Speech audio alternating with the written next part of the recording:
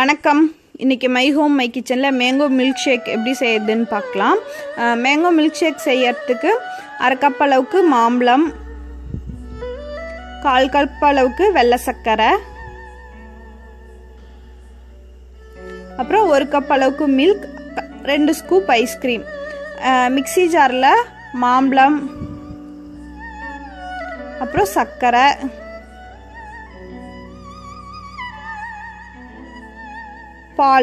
பால் வந்து காய வச்சு நல்லா சில்லுன்னு இருக்க பால் எடுத்துக்கோங்க. அப்புறம் அது கூடவே கடைசியாக ஐஸ்கிரீம் சேர்த்துட்டு இதெல்லாம் நல்லா ஒன்றா மிக்ஸ் ஆகிற அளவுக்கு பிளெண்ட் பண்ணி எடுத்துக்கலாம். மிக்சியில் எடுத்துட்டு சர்விங் கிளாஸ்க்கு மாற்றிடலாம். மாற்றிட்டு மேலே கொஞ்சமாக மேங்கோ க்யூப்ஸ் போட்டுக்கலாம். அப்போ பார்க்குறதுக்கும் நல்லாயிருக்கும், குடிக்கும்போதும் ரொம்ப நல்லாயிருக்கும். அவ்வளோதான், நம்மளோட மேங்கோ மில்க் ஷேக் ரெடி ஆயிடுச்சு. இதை நீங்களும் உங்கள் வீட்டில் செஞ்சு பாருங்கள். செஞ்சு பார்த்துட்டு எப்படி இருந்ததுன்னு கீழே கமெண்ட்டில் என் கூட ஷேர் பண்ணிக்கோங்க. உங்களுக்கு இந்த வீடியோ பிடிச்சிருந்தா மை ஹோம் மை கிச்சனுக்கு மறக்காமல் சப்ஸ்கிரைப் பண்ணுங்கள்.